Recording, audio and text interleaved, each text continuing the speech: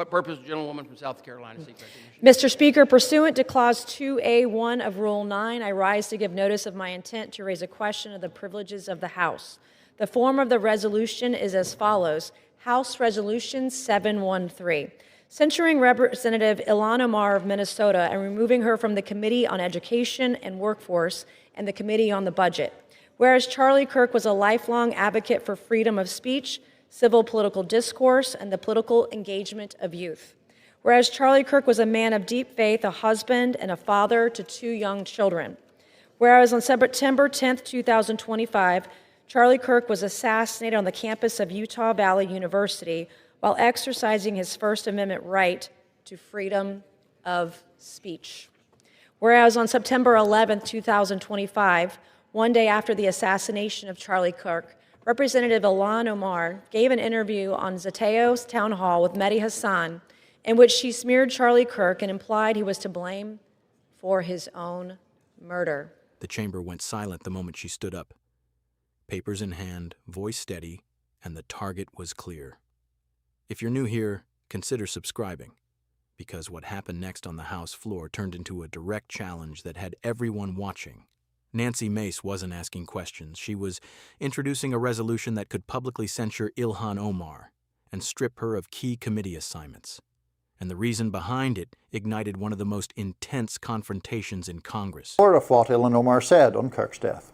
Charlie was someone who once said, guns save lives after a school shooting. Charlie was someone who was willing to debate and downplay the death of George Floyd in the hands of Minneapolis police. I think he called him a scumbag. Right, have no regard, downplay slavery and what Black people have gone through in this country by saying Juneteenth should never exist. You have people like Nancy Mace who constantly harass people that she finds inferior and wants them not to exist in this country or ever.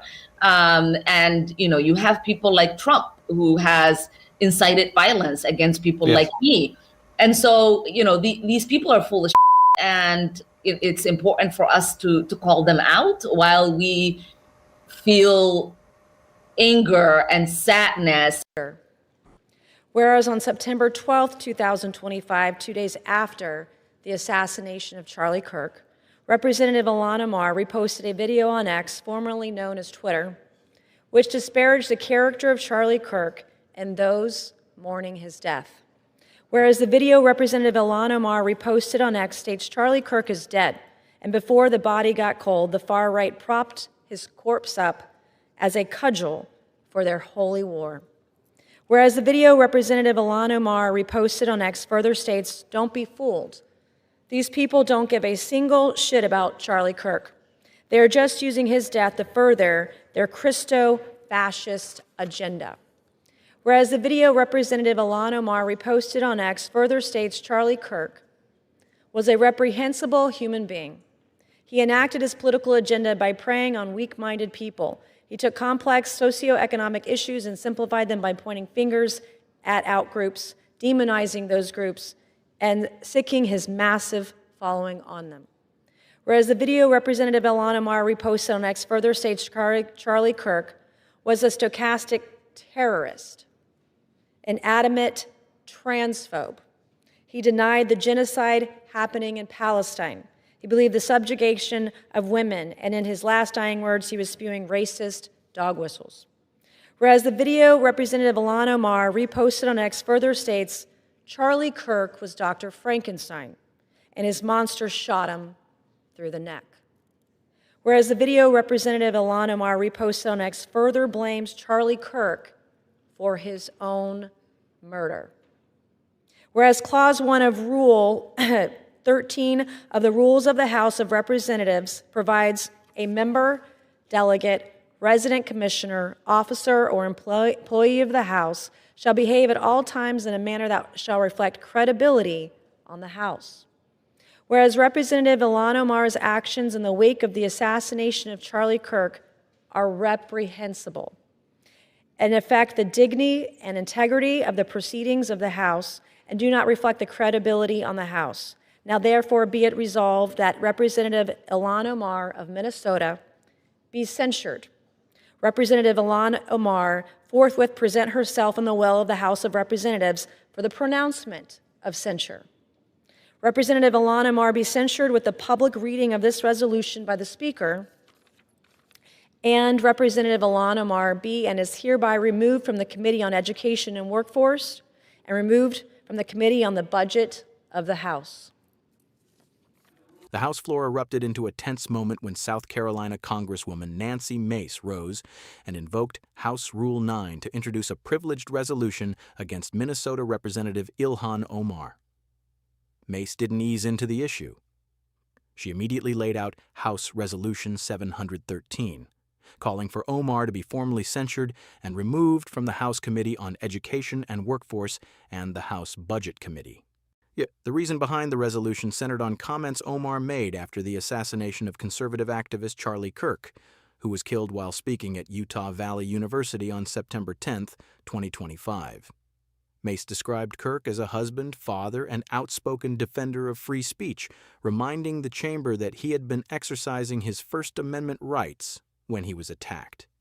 She argued that moments like this demand respect and seriousness from elected officials. But according to Mace, that line was crossed the very next day.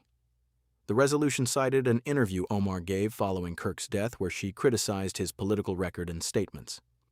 Mace argued those remarks smeared Kirk's character and implied responsibility for the violence that took his life. Then came another piece of the controversy.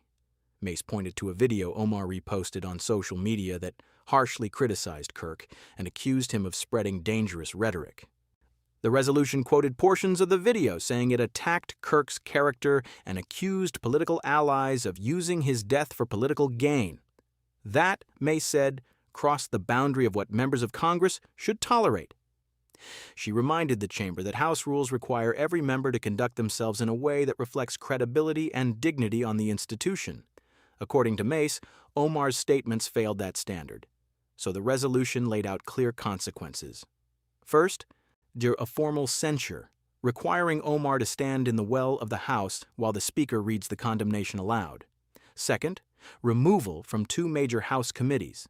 And third, a message from Congress that political violence should never be followed by rhetoric that deepens division.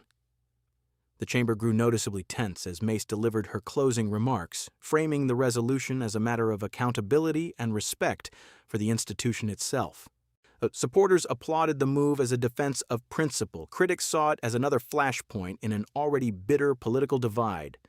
But one thing was clear in that moment. The House floor had become the stage for another high-stakes showdown. And as this resolution moves forward, the battle over speech, responsibility, and political conduct in Congress is far from over. Subscribe, comment, and share if you want more updates on the biggest confrontations happening inside Congress.